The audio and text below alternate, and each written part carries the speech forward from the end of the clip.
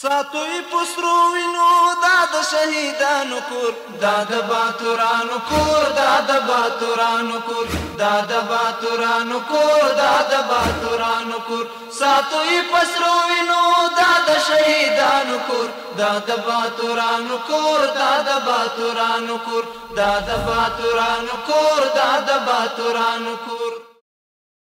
د لوی څښتن تعالی په نامه سلامونه ستړي مسئ د بلخ ملي تلویزیون قدرمنو اولیدونکو د دې مهال خبرونو ته زه عبدالرحمن عاطف هرکلی کوم. قزاقستان د خپلو بشري مرستو په دوام یو ځل بیا د حیرتان په بندر کې د اسلامي امارت چارواکو ته د خوراکي او غیر خوراکي توکو 14 واګونونه وسپارل. په دې مرستو کې اوړه، غوړي، وریجې، کمپلې او خیمې شاملې دي چې د هغه هیواد د سفیر لخوا د بلخ مرستیال والي او د طبیعي پیښو سره د مبارزې ملي ادارې د بهرنیو اړیکو رئیس ته د یو شمېر نورو مسؤلینو په شتون کې وسپارل شوې.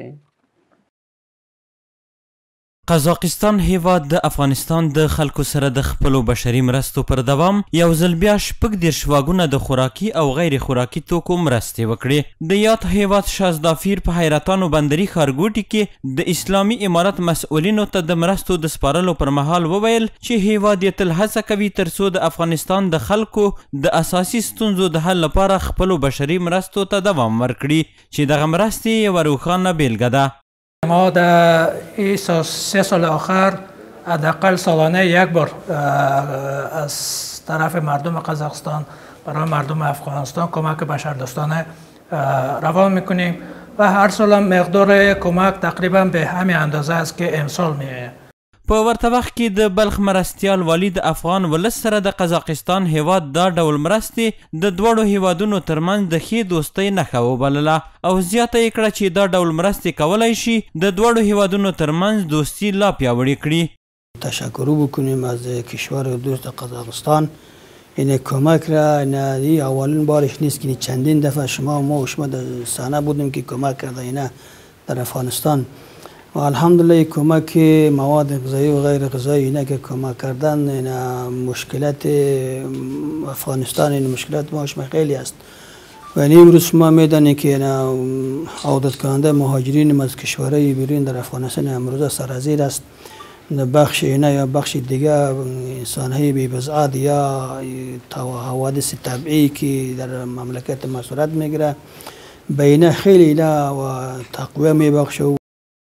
بلخوا د هیواد د طبیعي پیښو پر وړاندې د مبارزې او چمتووالي ملي ادارې د بهرنیو اړیکو رئیس د قزاقستان هیواد د بشري مرستو څخه ستاینه وکړه او ویې ویل چې ګاونډیو هیوادونو په هر ډول شرایطو کې هڅه کړې ترڅو د اسلامي امارت سره خپلو مرستو ته دوام ورکړي. نوموړي همدارنګه د یو شمېر بنسټونو او خیریه مؤسسو څخه وغوښتل ترڅو د افغان ولس سره خپلې بشري مرستې ونه سپموي. په دې کې به اوس 14 واګونه دي ټول په دې کې 1000 ټنه اوړه دي او 1243 ټنه وریجې دي، 1000 لیټره غوړي دي، 1000 کمپلې دي او 100 خیمې دي. دغه موادو نه دغه محموله شاملیږي. د یادونې وړ ده چې قزاقستان هیواد هر کال د افغانستان اسلامي امارت سره خپلې بشري مرستې کوي چې دا ځل هم د اسلامي امارت مسؤلینو ته د حیرتانو په بندري ښارګوټي کې 14 واګونه مرستې وسپارلې. د بلخ ولایت د تخنیکي او مسلکي زده کړو ادارې د خپلو محصلینو د تخلیقي نوښتونو او سوداګریزو طرحو 3 ورځنی نندارتون پیل کړ. په دې نندارتون کې زده کوونکو 80 ډوله فکري اثار او خپل نوښتونه نندارې ته وړاندې کړل. د دې نندارتون د پرانیستلو په مراسمو کې د بلخ مرستیال والي او د اسلامي امارت یو شمېر نورو چارواکو د تخنیکي زده کړو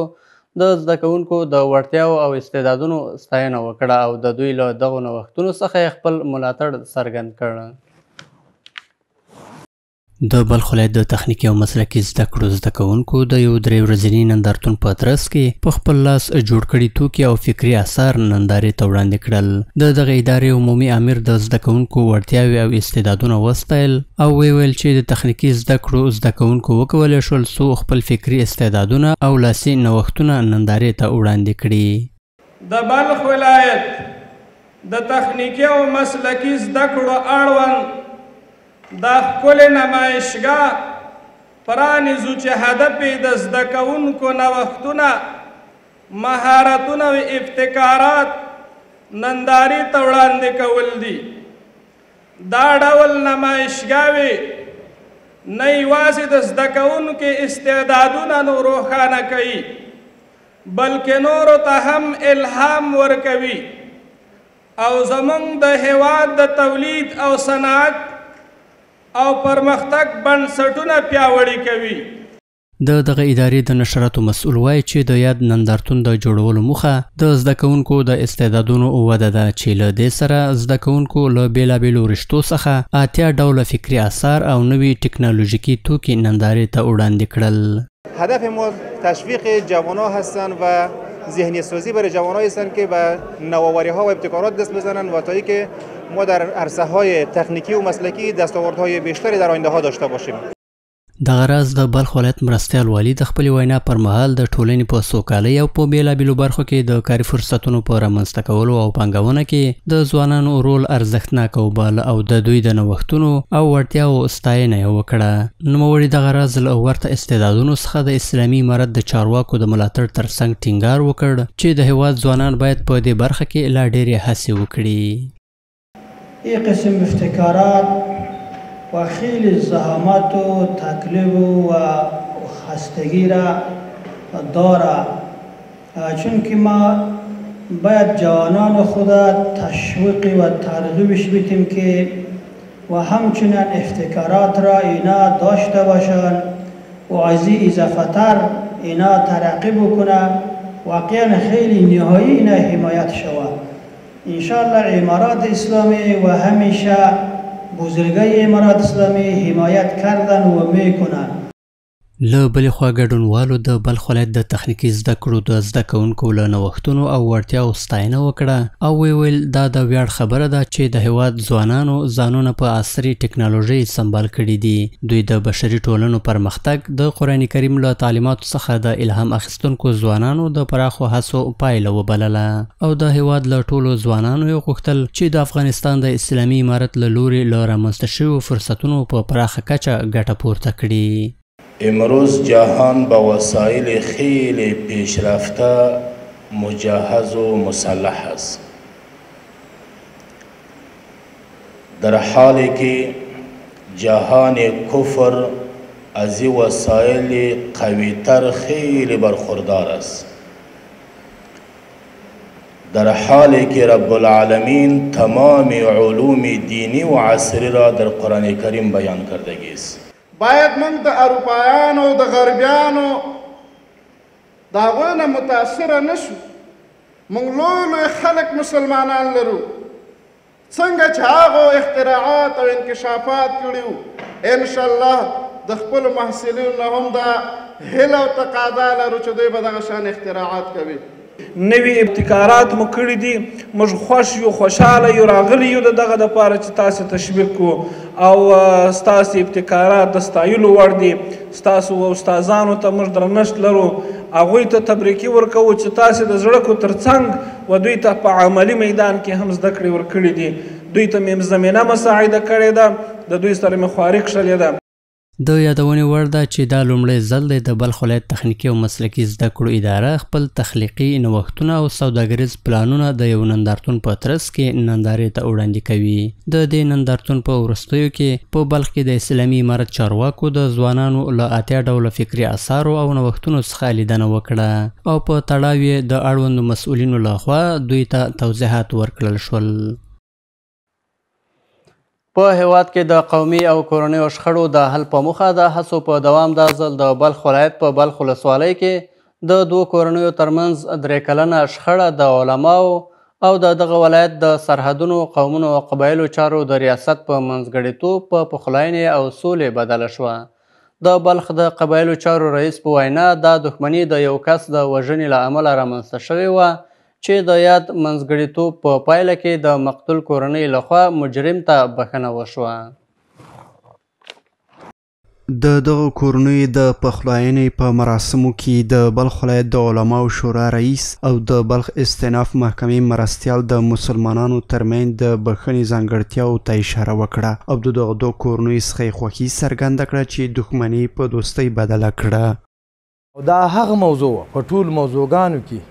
ځکه دردناکه وه بندوونکې وه چې په دواړو محکمو کې د قصاص حکم باندې سوی و، کېدای شي دریمه محکمې قصاص حکم باندې کړی وای، خو لله الحمد هغه زموږ خپل ستړیا وه او د قوم مشرانو راسته ستړیا وه، د دوی خپله دا قهرماني وه چې بس عفو یې وکړه او نن تاسې ولیدله او د دې وخت 3 کاله وخت یې نن پوره سو، په مودې د 3 کالو کې د دې چې دا موضوع پیښه سوې وه، نو نن الحمدلله دغه عظیمه شانه غونډه وه چې تاسې ولیدله، نو دا پای ته ورسېدله او دا دښمني دا دردناکه دښمني او ډېره درنه موضوع وه چې نن په خوشحالۍ په دوستۍ باندې بدله سوه. د افغانستان خلق مسلمانان داسې مثال لري لکه یو بدن، یو څوک پر پښه زخمی دی، بل ځای پر لاس زخمی دی، بل ځای پر سر زخمی دی، بل ځای پر بدن زخمی دی، بل ځای پر بل ځای زخمی دی، خو الحمدلله امارت اسلامي تصمیم نیولی چې دا زخمونه د یو سره جوړ کړي، چې زموږ د دې امارت اسلامي د مجاهدینو قدر و خدمت یې کړی و، اوس هم دغسې قدرداني کوي او موږ هم له دوی سره خوشحاله یو او موږ هم له دوی سره په هر دم او هر قدم کې دوی د خدمتګارو یو، چیرې مو غواړي هلته ورځو. بلخوا بیا د بلخ ولایت قومي مشران بخښنه د الله جل جلاله لخوا یو رحمت یادوي او د بلخ ولایت د قومونو او قبایلو ریاست له دا شان فعالیتونو څخه ستاینه کوي. دغه کورنۍ انشاءالله تعالی آینده به انشاءالله ښه نتیجه ولري او دا مجلس چې کوم مجلس شوی چا زحمت ویستلی انشاءالله تعالی بخښنه یو ډېر لوی دا رحمت لري او دا ډېر فضیلت لري که څوک په دې باندې پوه شي ورونو. بسیار بی سابقه است. موضوع قتل، نزاع، کشماکش سر میز در شعبی محکمه فیصله میشن، اما امروز خوشبختانه میبینیم که نماینده درجه اول محکمه از شعبه از اداره میاین فیصله میکنن، آن هم بسیار با احترامانه. همدارنګه دغه دوه کورنۍ چې ترمنځ یې سوله رامنځته شوې ده وایي چې د اسلامي امارت مسؤلینو زیار او کوښښ ده چې دغه دښمني په دوستۍ بدله شوه. اول د الله د رضا دپاره کوی علما سپینګیري ځان سره راوستي د هغو په خاطر موږ د الله د رضا دپاره او دویم د امارت مسؤلین او دورنه ډېر ښه علما د دې په خاطر موږ ورته عفوه کړې. زه ډېر خوشحاله یم د حاجي مولوي صاحب سردار محمد محمدي څخه چې دغه زموږ موضوع یاد کړ چې ډېره درنه موضوع وه، نو 3 کاله کېدل چې زموږ ورور بندي و، نو الله دې د ته اجر ورکړي حاجي مولوي صاحب ته. نو د شته شمیرو پر بنسټ د بلخ ولایت د قومونو او قبایلو ریاست د تیر یو کال په دوام کې 86 قومي شخړې حل او فصل کړي دي چې له دې شمیر څخه 21 قضیې قتل کې شاملیږي. د بلخ ولایت د اطلاعات او کلتور ریاست د عامه کتابتون په تالار کې د بهشت هفتمین من له شعري ټولګې څخه مخکتنه وشوه. په دې مراسمو کې د بلخ ولایت د اطلاعات او کلتور رئیس له اړوندو مسؤلینو سره او دغه ولایت یو شمېر کلتوري شخصیتونو او لیکوالانو ګډون کړی و. د بلخ ولایت د اطلاعات او کلتور په ریاست کې د یوې غونډې په ترڅ کې د بهشت هفتمین من له شعري ټولګې څخه مخکتنه وشوه. د دغه ریاست رئیس په خپله وینا کې د کتاب چاپول او ټولنې ته د کتاب په بڼه د لیکوال د تحلیلونو او فکرونو وړاندې کول یوه ډیره ارزښتناکه کړنه وبلله او زیاته یې کړه چې زموږ د ځوانانو شعرونه باید په خپله محتوا کې غوره پیغامونه له ځان سره ولري ترڅو په ټولنه کې د ځوانانو فکري ودې او اصلاح ته په پراخه کچه زمینه برابر شي. ښاغلي زارار له ښاغلي کوهزاد عثماني څخه مننه وکړه چې خپل تخیل او فکر یې په کاغذ د لیکلو په ترڅ کې د کتاب په بڼه خپور او د راتلونکو نسلونو لپاره یې د یادګار په توګه پرېښود. موږ د اطلاعات او فرهنګ د ریاست له طریقه په ده باندې خوښ یو، په خوشحاله یو او ده ته تبریکي وایو. نور هم موږ د ده په خدمت کې یو. زموږ لایق که چیرې و ده ته کم ضروریات وه یا زموږ په وسه کم خدمت د ده و، موږ انشاءالله د ده په خدمت کې یو. په دې مراسمو کې د بلخ ولایت د مشهور لیکوال او شاعر صالح محمد خلیق ترڅنګ ګڼ شمېر نورو شاعرانو او لیکوالانو هم خبرې وکړې. این اثر در برگیرنده سروده‌های شاعر در قالب‌های عمدتاً کهن و به ویژه غزل با جانمایه‌های غنایی و اجتماعی است. او با روشنگری از طریق سروده‌های خود مقوله‌ای را که شاعر باید چشم چراغ جامعه خود باشد در عمل پیاده کرده است. شعر آقای کوهزاد میتواند الگوی خوبی برای شاعران و همترازش باشد. نخستین مجموعه شعری ما هست که زیر عنوان بهشت هفتمین من به چاپ رسید که امروز ما خوشبختانه با همکاری وزارت محترم اطلاعات فرهنگ، ریاست محترم اطلاعات فرهنگی ولایت بلخ، انجمن نویسندگان و جمعی از شاعران ما شاهد روگشایی این مجموعه شعری هستیم و خواست ما هم همی است که این حمایت ها انشاءالله که به شکل مستدام ادامه داشته باشه و جا داره که از دستاندرکاران این برنامه ما قلبا اظهار سپاس و تشکر بکنم. د بهشت هفتمین من شعري ټولګه د کوهزاد عثماني لخوا لیکل شوې ده چې په شاوخوا 100 مخونو کې خپاره او د اطلاعات او کلتور وزارت سره هم ثبت شوې ده. د بلخ ملي تلویزیون قدرمن اولیدونکو دا د دې مهال خبرونه تر بیا ښه وخت د الله پامه.